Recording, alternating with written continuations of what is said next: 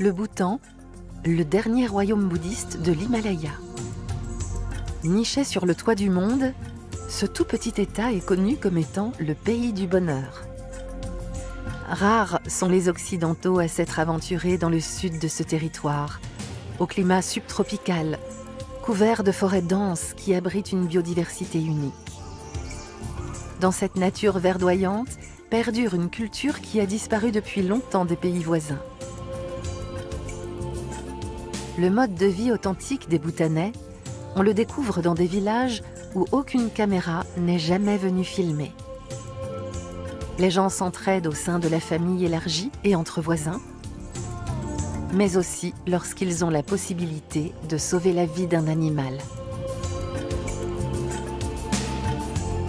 Au Bhoutan, la solidarité est une évidence.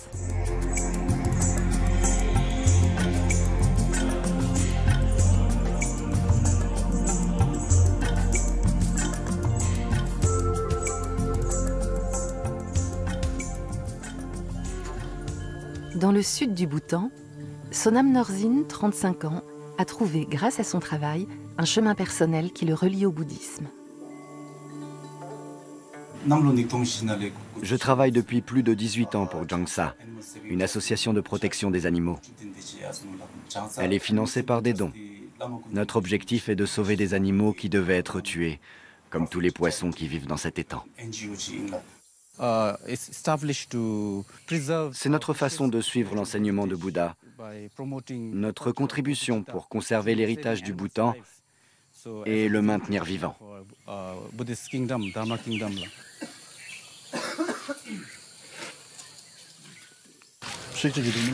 On va nettoyer tout ça. Il faut que ce soit prêt quand les nouveaux poissons arriveront. Vous avez préparé les bouteilles d'oxygène? Oui. Combien de poissons aujourd'hui? Une centaine de kilos d'animaux d'élevage.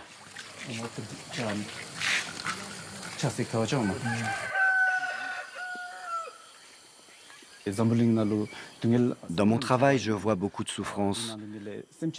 Mais quand les animaux ont mal, ils ne peuvent pas nous le communiquer, comme ils ne parlent pas notre langage. On doit en prendre conscience. C'est le seul moyen d'éprouver de l'empathie et notre responsabilité envers eux.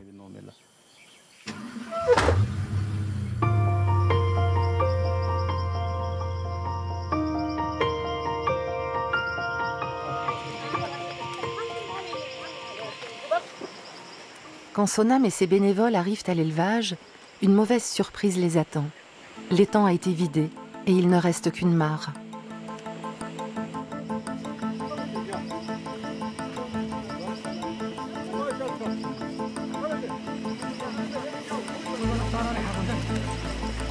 Ils ont vidé toute l'eau. Quand on vend des poissons, il n'est pas indispensable qu'ils soient vivants. Alors les éleveurs ont vidé l'étang, comme ils le font d'habitude.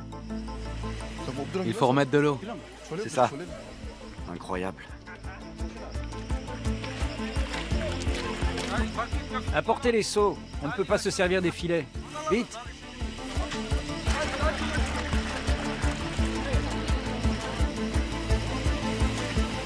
Ils sont encore vivants?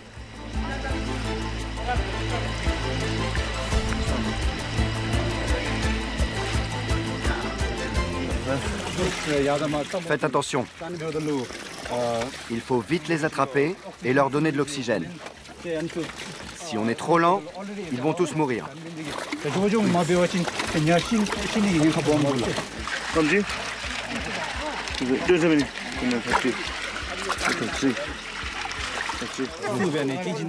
On n'a pas le temps de peser les poissons maintenant. Alors on s'est mis d'accord sur un prix global avec l'éleveur. Pour environ 2000 poissons, on paiera 380 €.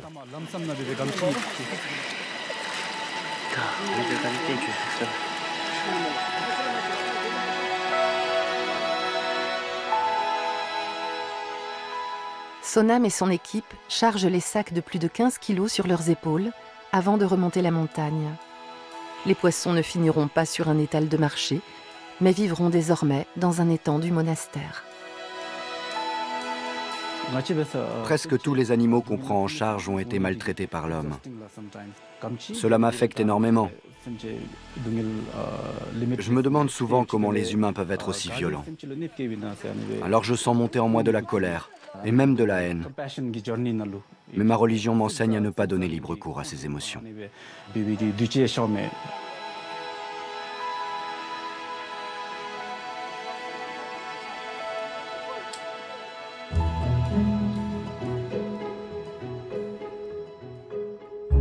Les parcs nationaux couvrent plus de la moitié de la surface du pays. Là-bas, la forêt tropicale est protégée par la loi. La plupart des habitants vivent de l'agriculture vivrière et partagent leur environnement avec les animaux sauvages. La chasse est interdite.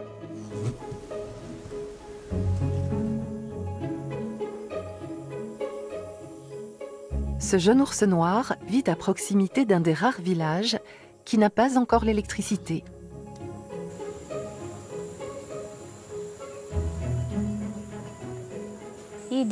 Notre village s'appelle Rijidong et il est loin de tout. Je tiens ici un petit magasin. C'est pas facile de vivre sans électricité. On nous la promet depuis très longtemps, mais on n'a toujours rien vu venir.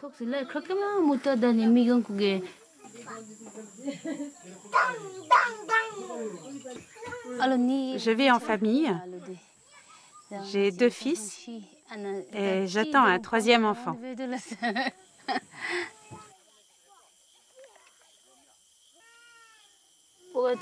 Souvent, on ne peut même pas téléphoner parce que la batterie de notre téléphone est à plat.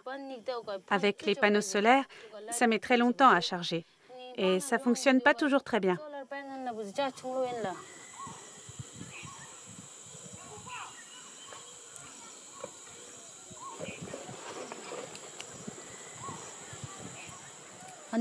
Oui, ça arrive que des animaux sauvages comme les ours ou les sangliers viennent la nuit manger ce qu'on cultive.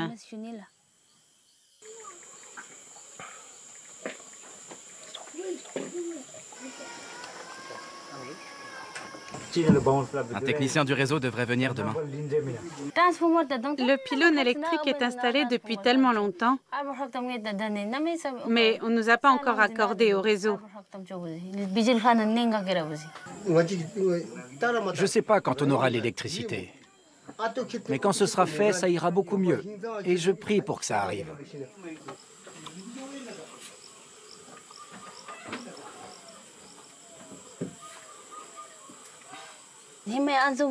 Pour que ces lampes à huile nous éclairent, on brûle du pétrole et ça coûte cher.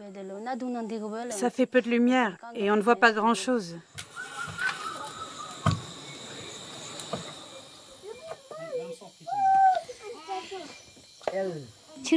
Dans la pénombre, les enfants ont du mal à faire leurs devoirs.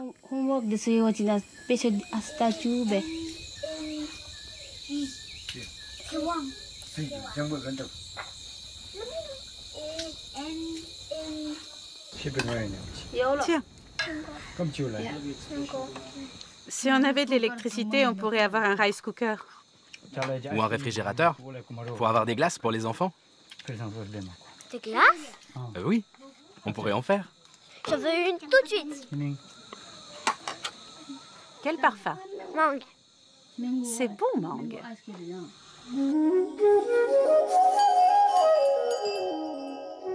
Venir soigner la population rurale est la mission que s'est fixée Tenzin, un dentiste de 34 ans.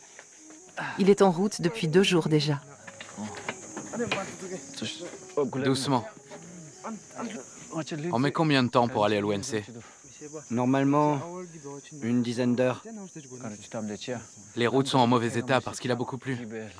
Oui, on ferait bien de partir.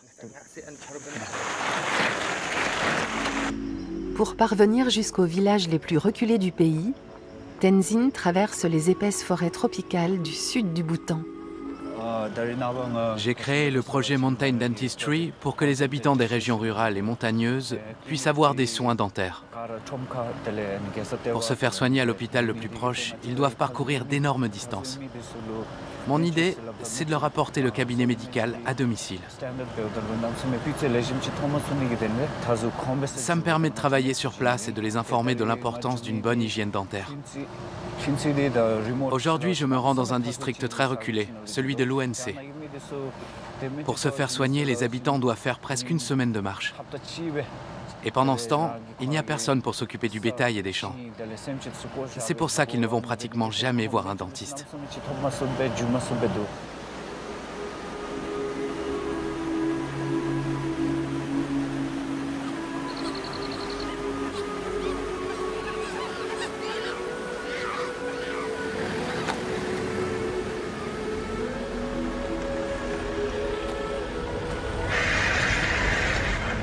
Oula, au niveau de Namgay, il faut faire attention. La page Facebook du trafic routier met en garde contre des chutes de pierres et des glissements de terrain.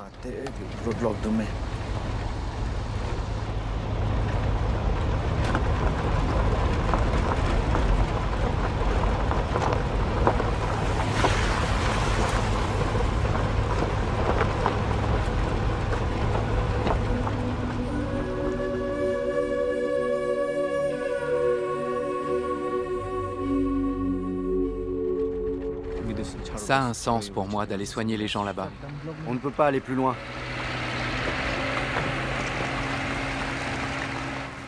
La route est bloquée. Il y a déjà des voitures qui attendent.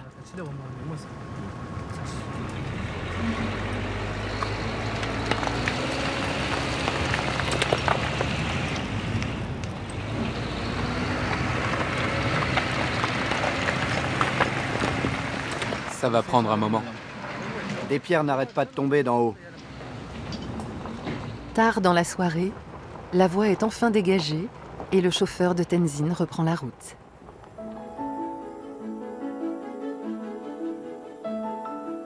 Pour beaucoup de gens, la religion aide à endurer les rigueurs du quotidien. C'est une vieille tradition de mes ancêtres. Quand notre corps nous fait souffrir, on prend un bain avec des pierres chauffantes. Je suis allée consulter l'astrologue et il m'a dit que c'est un jour très favorable pour le faire. Viens, je vais t'aider.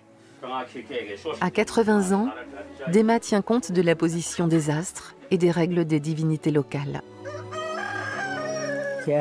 Ici, en haut des montagnes, on sent partout la présence des dieux. Chaque pierre, chaque rivière a un esprit. On dépose des offrandes aux divinités et on prie pour qu'elles nous protègent.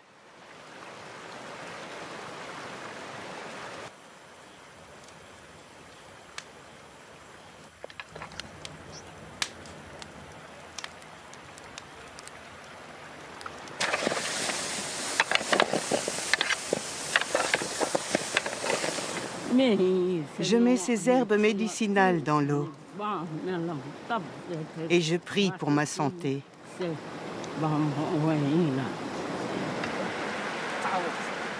J'espère que l'eau est pas trop chaude. Fais attention.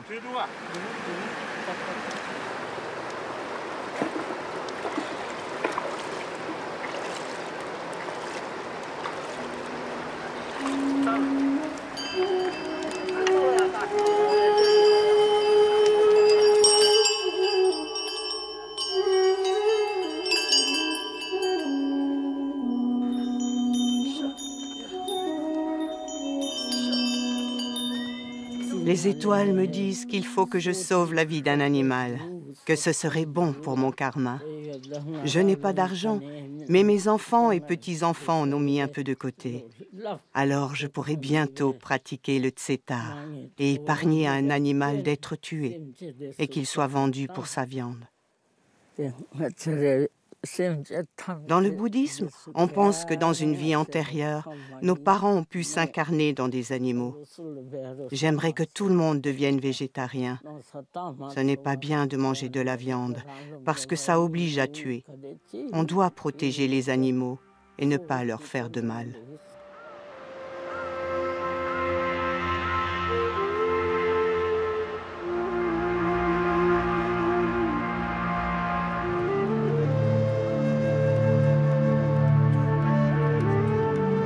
Dans les villages hindouistes du sud du Bhoutan, les liens avec l'au-delà sont également très importants. Certaines personnes sont appelées à servir d'intermédiaires. Ça a commencé quand j'avais 12 ans. Je suis tombé très gravement malade, au point que je ne pouvais plus aller à l'école.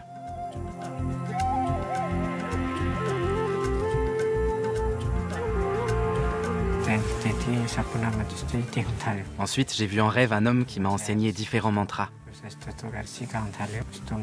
Une nuit, il m'a fait venir dans la jungle. Je suis sorti de mon lit et je l'ai suivi.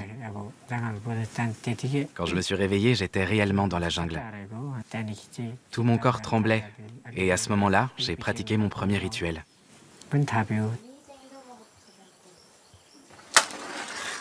Aujourd'hui, je suis le plus jeune chaman du pays. Et un jour, je serai peut-être le dernier. Les parents ne veulent plus que leurs enfants deviennent chamans. Ils préfèrent qu'ils aillent à l'école. Quand je ne fais pas de rituel, je travaille au champ avec mes parents, où je m'occupe du bétail. Je suis fier d'être chaman, même si je sais qu'aujourd'hui, pour beaucoup, ce n'est qu'une perte de temps.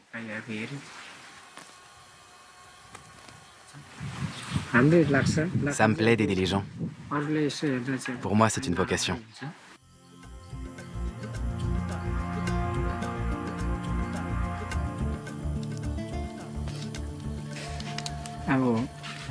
Souvent, les gens viennent parce qu'ils ont des douleurs aux articulations, de la fièvre ou des nausées. Je peux déterminer quelle divinité les tourmente en utilisant des grains de riz. Mais mes rituels ne peuvent régler que les problèmes spirituels. Quand l'origine du mal est différente, je conseille aux gens d'aller à l'hôpital consulter un médecin. Je ne peux pas parler, sinon ça me fait vomir.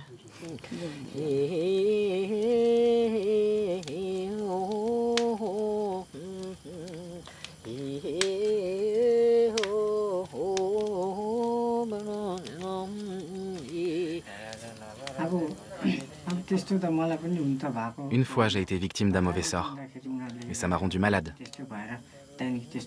Certains chamans pratiquent la magie noire parce qu'ils ont peur que d'autres deviennent plus puissants qu'eux et détournent la clientèle.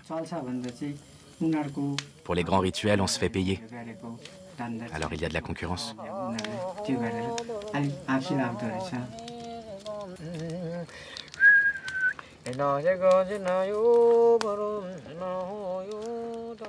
Pendant le repas du soir, Suresh apprend qu'on le sollicite pour une mission importante. Vous connaissez la personne qui est morte? Oui, c'est un membre éloigné de la famille. Sa famille est originaire de notre village. De quoi est-elle décédée? De vieillesse. Elle était âgée. Il faudra pratiquer le rituel funéraire. La crémation aura lieu bientôt.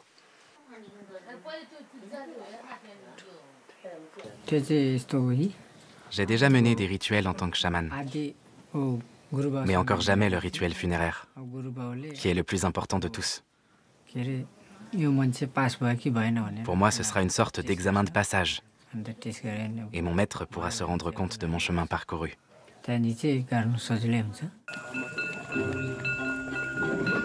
Ce matin-là, dans le village de Rinzin, une grande excitation règne parmi les habitants.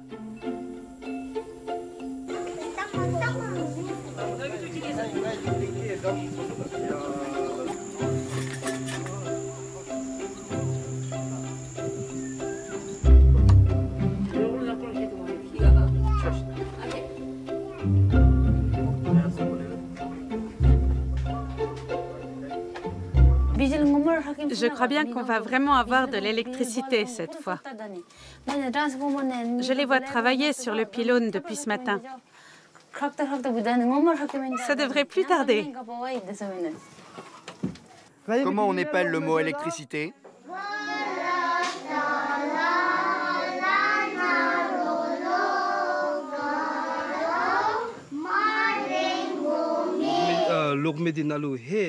Quand on aura du courant, on pourra apprendre à nos enfants comment utiliser un ordinateur et travailler en ligne. On a été formés pour ça. Mais jusqu'à présent, on n'a pas pu commencer.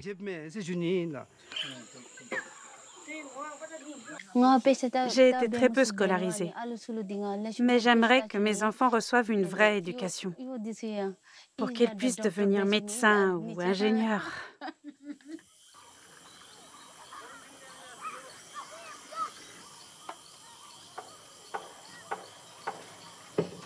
Hey, ça marche chez toi? Non, toujours pas. C'est pas encore pour aujourd'hui. Pour l'instant, personne n'a de courant.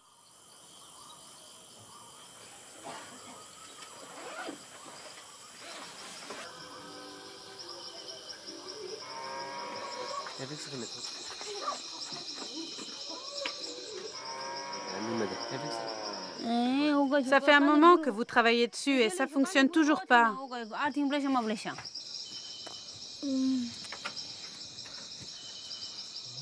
Ça y est. Vraiment? On va avoir de la lumière. Oui, ça devrait fonctionner. On va d'abord prier. Viens essayer. D'accord. Oui, ça marche. Il est tellement content. Où est le chargeur?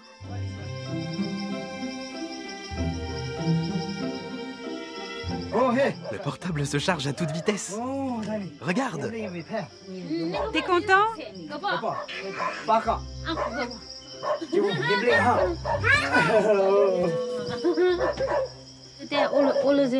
On est vraiment très heureux d'avoir enfin de l'électricité. Les visages de nos enfants sont rayonnants sous cette lumière.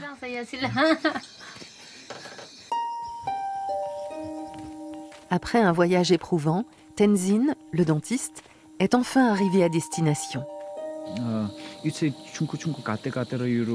Au Bhoutan, les grands villages abritent tous un dispensaire. Ils sont tenus par un infirmier qui connaît tous les habitants et leurs maladies, et qui m'assiste quand je viens. Pour moi, l'éducation est un aspect très important. Avant d'aller dans les hameaux les plus reculés, on va d'abord faire le tour des écoles.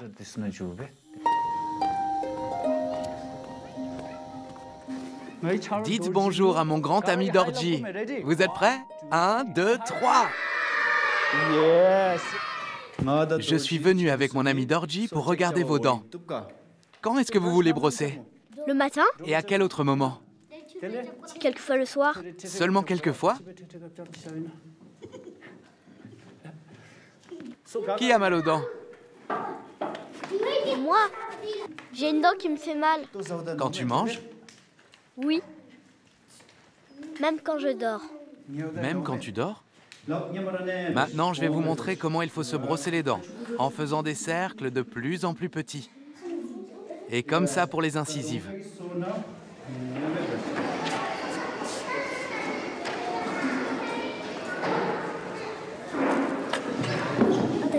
Les autres disent que le dentiste va nous faire une piqûre.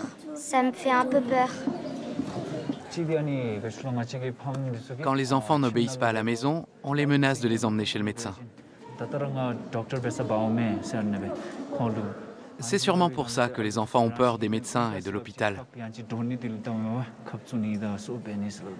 Quand je vois que ça les angoisse, je m'efforce de leur expliquer tout ce que je vais faire.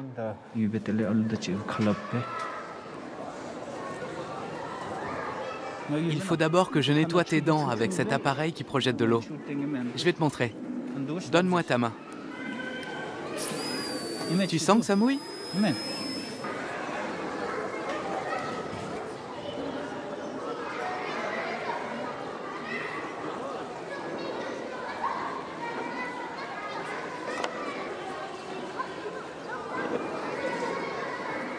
Les dents définitives se mettent en place entre 6 et 9 ans. Quand on trouve des caries sur des dents de lait, on n'a pas besoin de les soigner. Si j'arrive à enseigner aux enfants ce qu'est une bonne hygiène dentaire, ils transmettront l'information chez eux, à leurs parents et aux gens du village. Les enfants sont les meilleurs messagers. On a fini, merci. Merci aussi. On a bien travaillé.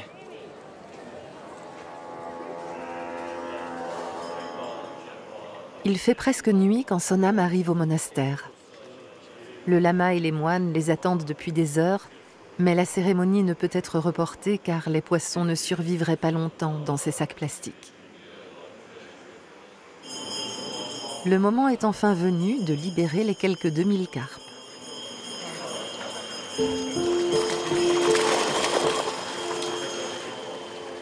Le bassin du monastère est désormais bien rempli.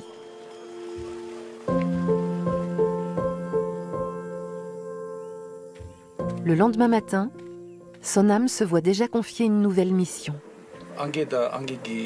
J'ai été contacté par une famille. La grand-mère désire absolument sauver un yak de l'abattage. Ils ont rassemblé un peu d'argent et ils me demandent de les accompagner à Thimphu pour aider à la transaction. C'est encore une occasion pour moi de sauver une vie.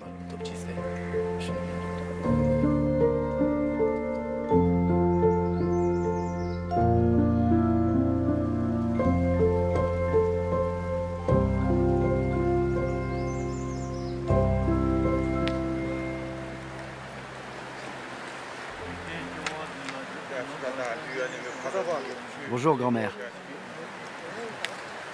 Approchez.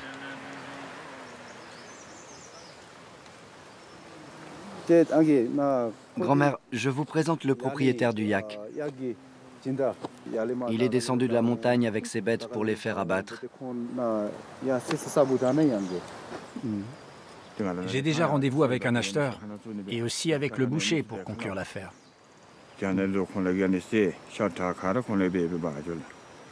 Ils viennent quand? Ils devraient bientôt arriver. Ces yaks font partie de sa famille. C'est ce que je pense aussi. Il peut quand même pas les faire abattre. Que voulez-vous y faire? C'est notre seul moyen de gagner de l'argent. Ça me permet de faire vivre ma femme et mes enfants pendant toute une année. Mais il doit bien y avoir une autre possibilité que de les tuer.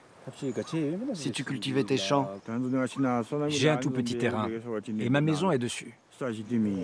Et à cette altitude, il ne pousse pas grand-chose. Combien tu demandes pour ces yaks? Je les vends en fonction de leur taille et de leur poids. Le plus gros coûte 1 400 €.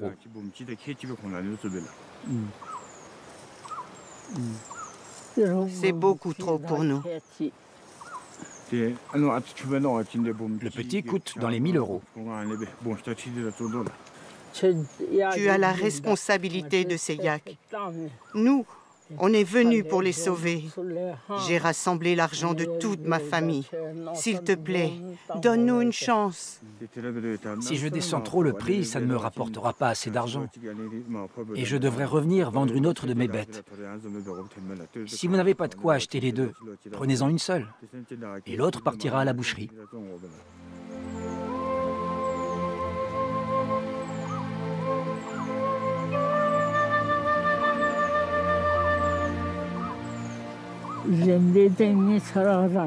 J'aimerais tellement sauver ces yaks. C'est triste. On a tout juste de quoi en acheter un. On n'a vraiment pas la somme suffisante. Mais j'espère que quelqu'un d'autre pourra le sauver et qu'ils ne seront pas séparés.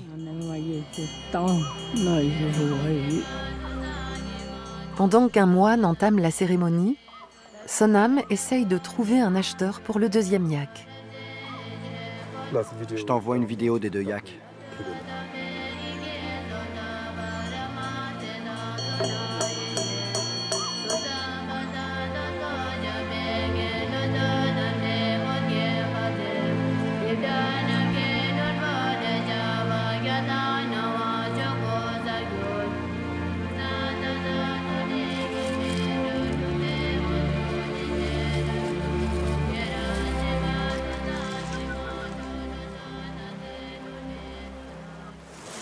Merci.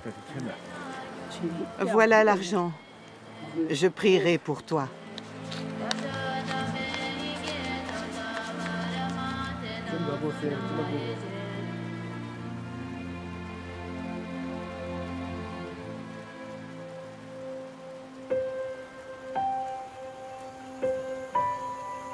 Pour Suresh, le jour est venu de montrer s'il est capable de pratiquer le rituel chamanique et funéraire à l'occasion du décès d'une vieille femme.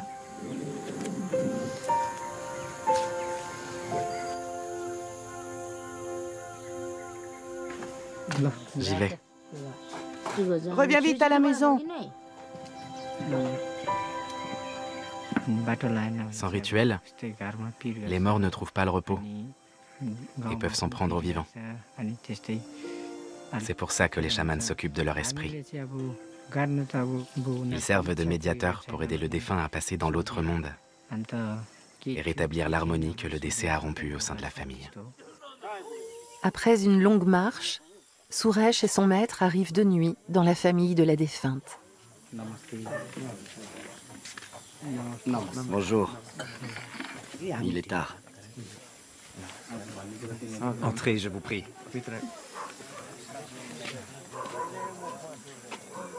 Une bague de la défunte doit aider à capter son esprit.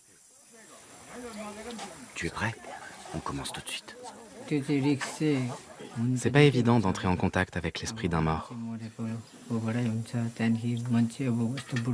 On doit être capable de lui répondre, même s'il parle un dialecte local qu'on a du mal à comprendre. À cela s'ajoute le fait que les anciens ne me prennent pas forcément au sérieux. En me voyant si jeune, ils mettent en doute mes capacités de chaman.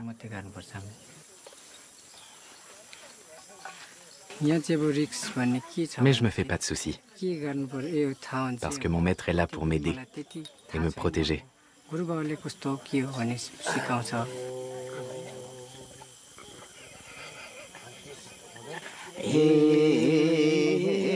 C'est d'abord le maître qui tente d'entrer en contact avec l'esprit.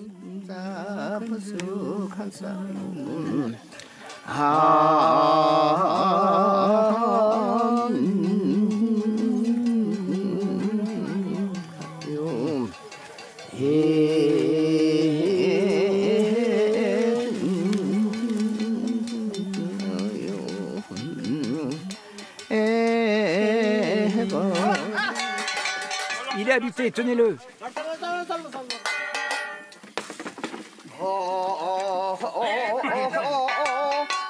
Il tombe, faites-le asseoir.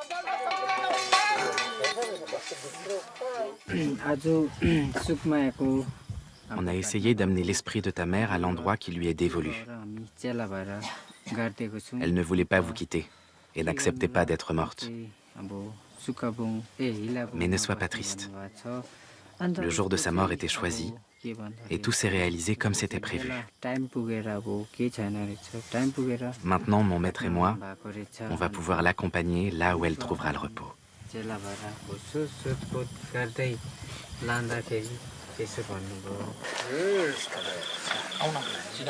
Maintenant, tu peux continuer seul.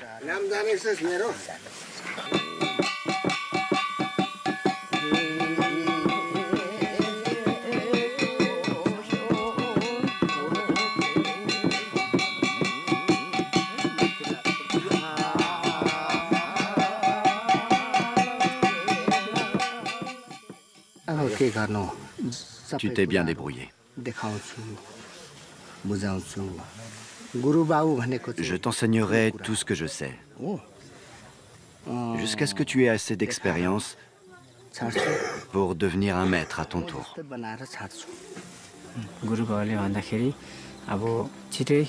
Mon maître m'a dit que je pourrais bientôt accomplir un rituel funéraire seul. Il me reste beaucoup de choses à apprendre, mais je ferai tout mon possible pour y arriver.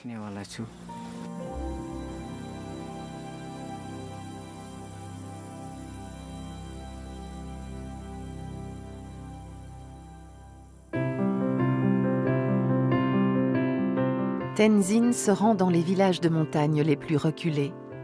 Il transporte tout son matériel à dos d'homme. J'ai travaillé dans un hôpital public pendant 6 ans. Mais j'ai fini par démissionner parce que je préfère aller à la rencontre des gens pour les soigner. Ma famille et des amis m'ont aidé à financer l'équipement. Pour moi, ces hameaux sont le Bhoutan authentique. C'est ici que l'esprit communautaire est le plus préservé.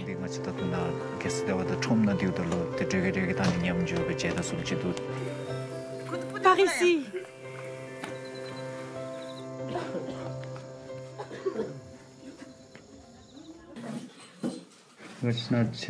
On vient tout juste d'arriver et les premiers patients sont déjà là. Je ne m'attendais pas à ça.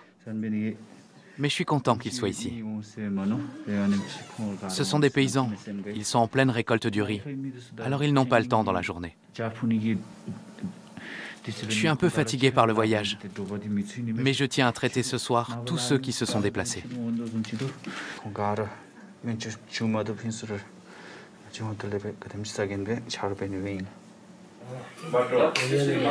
Mets pas tes mains dans ta bouche.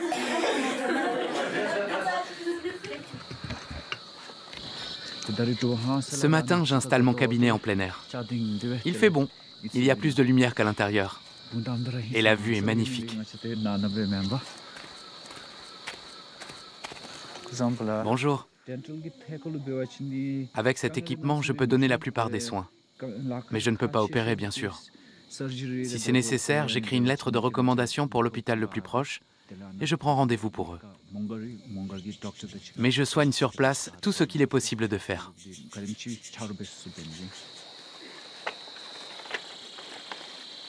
Elle parle Dzongkha?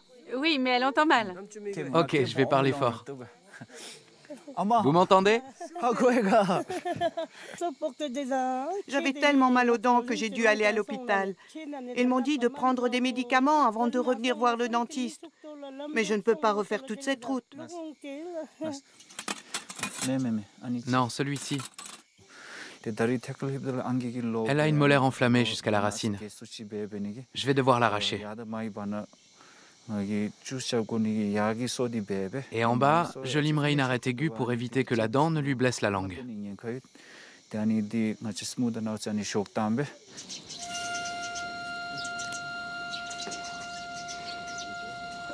Fermez la bouche. Vous êtes en train de me mordre le doigt. Ouvrez la bouche. Maman, ouvre la bouche.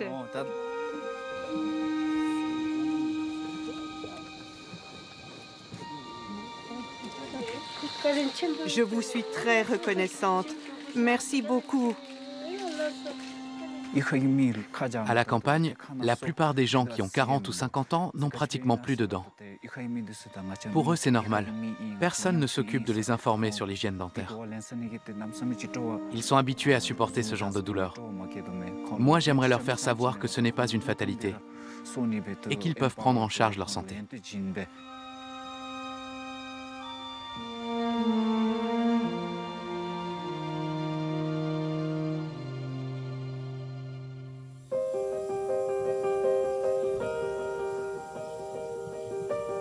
Au magasin du village, la vie de Rinzin et de sa famille a bien changé.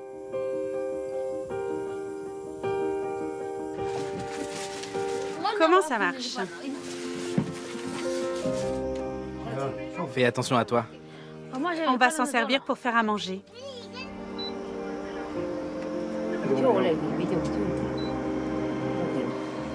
Tu ne dois pas mettre tes doigts ici. Jamais. Tu as bien compris. C'est dangereux.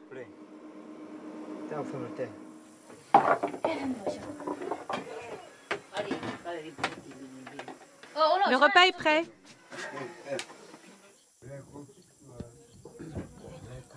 Depuis qu'on est raccordé au réseau électrique, on a pu s'acheter un réfrigérateur pour proposer des boissons fraîches aux paysans quand ils rentrent du travail par cette chaleur. Et les enfants viennent après l'école parce qu'on a aussi des glaces.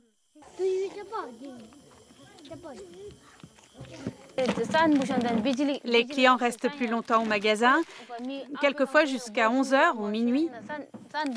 Ça nous a permis de gagner plus et d'être plus à l'aise.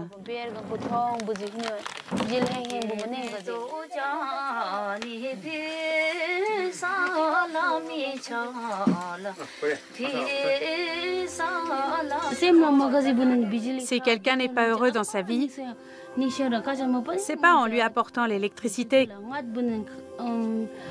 Moi, j'avais déjà trouvé le bonheur dans ma famille. Mais avec de la lumière, tout est encore plus beau.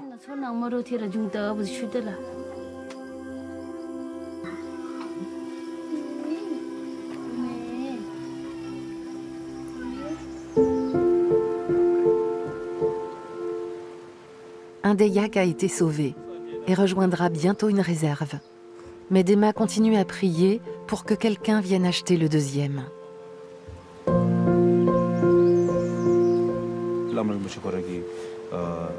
Je viens d'apprendre au téléphone que des membres de notre association se sont mobilisés pour fournir la somme nécessaire pour le deuxième yak.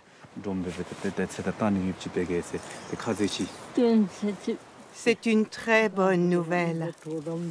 Je les remercie de sauver l'esprit de ce yak et je prie pour qu'eux et leur famille aient une vie heureuse et bien remplie.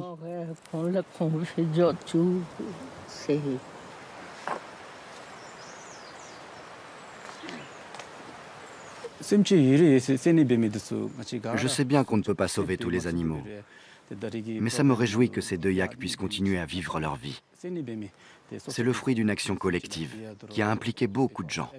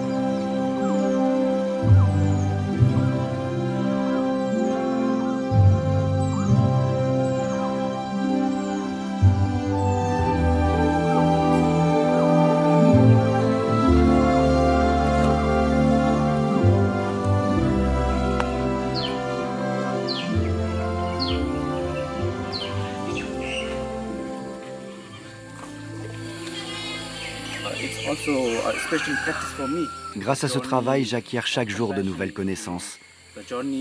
L'une d'entre elles est qu'en aidant les autres, on finit par s'aider soi-même. Dans ma vie, j'aimerais sauver le plus d'animaux possible.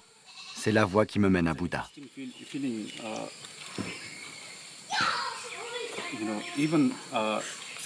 Je vis cette quête avec toute mon âme, même dans les moments les plus quotidiens, comme manger ou dormir. Et c'est un sentiment magnifique.